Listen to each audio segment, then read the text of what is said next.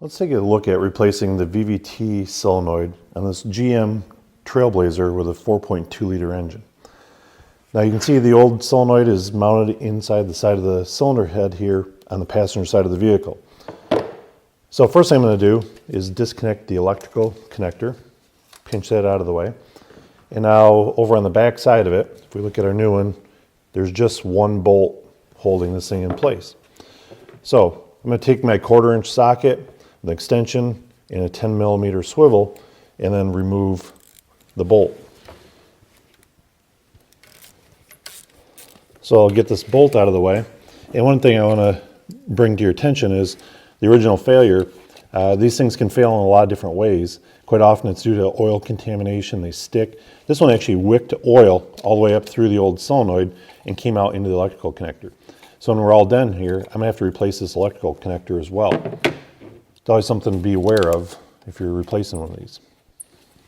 So now that I got my bolt out, I grab this and twist it. Sometimes you might have to use a little bit of a screwdriver or pry bar behind the hold down clamp to get it loose. This one I'm able to get out, but now it's actually hitting the power steering reservoir here.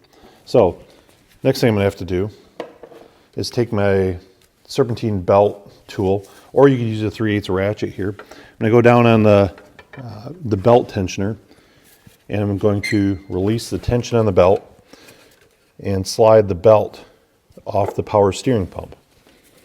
Now, this is going to allow me to rotate the pump, and I'm going to have to access the hold down bolts on the pump, and I'm going to remove the one in the front here, loosen the bottom one. That's going to allow me to pivot the pump over, giving me access to pull the solenoid all the rest of the way out.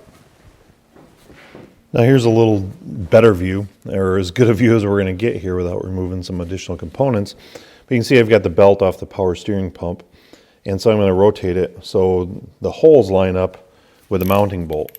I'm going to take my ratchet and a 13 millimeter socket and access the hold down bolt through that.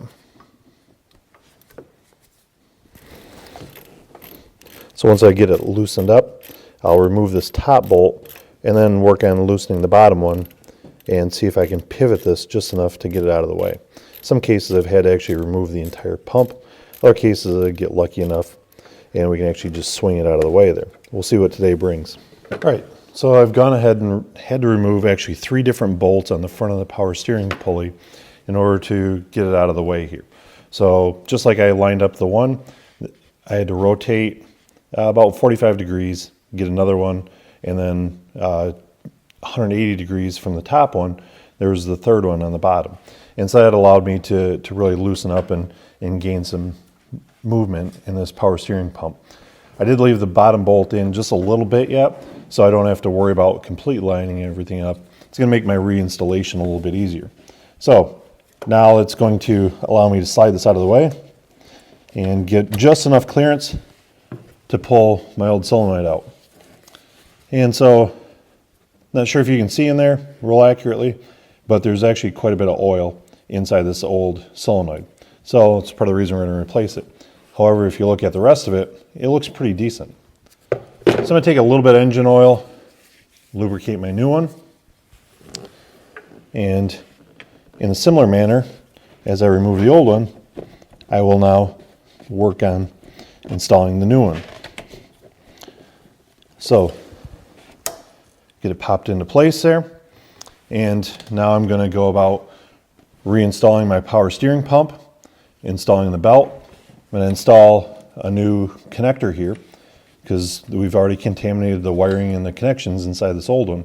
So I'm going to install a new connector, clear any trouble codes, and the job is done. Hopefully now you have a better understanding of what it takes to replace the VVT control solenoid on a GM 4.2 liter engine.